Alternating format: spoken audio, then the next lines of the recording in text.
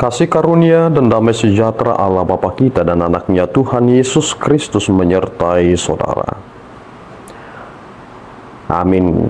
Shalom saudaraku yang terkasih di dalam nama Tuhan Yesus Kristus. Senang bisa menyapa saudara di tempat saudara berada hari ini dalam dimensi yang berbeda, tetapi dalam dunia yang sama. Sebagai insan yang diciptakan untuk Tuhan sebelum melakukan rangkaian aktivitas kita pada hari ini, marilah kita mengawalinya dengan memuliakan Tuhan lewat pujian kita dan mendengarkan firman Tuhan.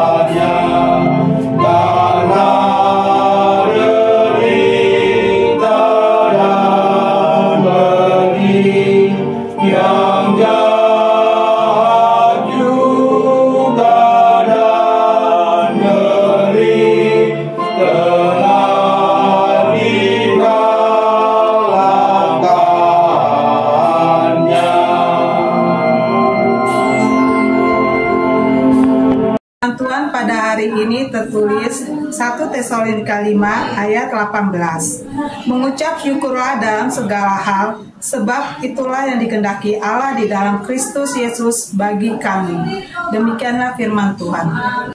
Saudaraku yang terkasih di dalam nama Tuhan Yesus Kristus, untuk mengakhiri kitab 1 Tesalonika, Rasul Paulus memberikan nasihat yang begitu menyejukkan hati.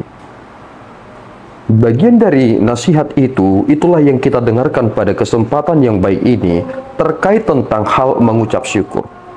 Mengapa kita harus mengucap syukur? Dan bukan mengucap syukur terkait tentang sesuatu yang telah kita terima yang merupakan segala sesuatu yang baik, tetapi perkataan dari Paulus dalam teks ini menjadi sesuatu hal yang menarik karena Paulus mengatakan bersukacita atau mengucap syukurlah dalam segala hal. Dalam segala hal. Sekarang kita akan bawa ke dalam keberadaan kita, dalam konteks kita masing-masing.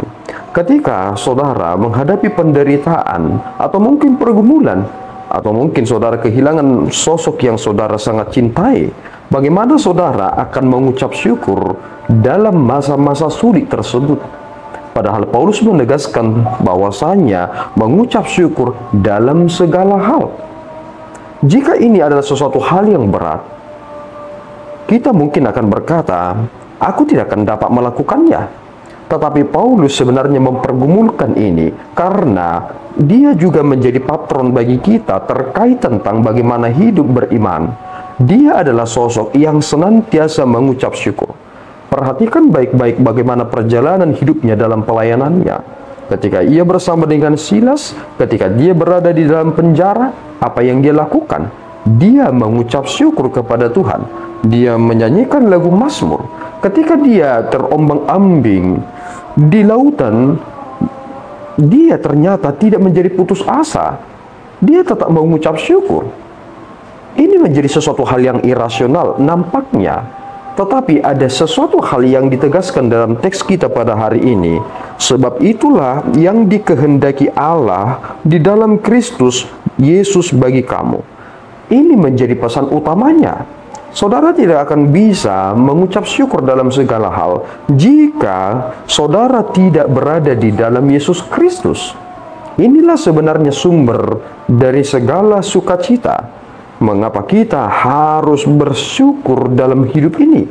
Seandainya Yesus Kristus tidak datang ke dunia ini, tidak bangkit dari kematiannya, maka sia-sialah kita memotivasi diri untuk tetap bersyukur. Karena kita tidak memiliki pondasi, terlebih kita tidak memiliki jaminan tentang hal-hal yang kita sedang harapkan di masa depan. Semakin kita menikmati berkat Tuhan, kita akan diperhadapkan dalam dua hal. Yang pertama, kita akan semakin bersyukur, atau yang kedua, kita mungkin bisa mengabaikan Allah atau bahkan melupakannya. Lihat apa yang dilakukan oleh Yesus Kristus. Ketika dia akan memberikan 5.000 orang makan, dia hanya diberikan 5 roti dan 2 ikan. Kemudian apa yang dilakukan Yesus Kristus sebelum membagikannya? Dia mengucap syukur.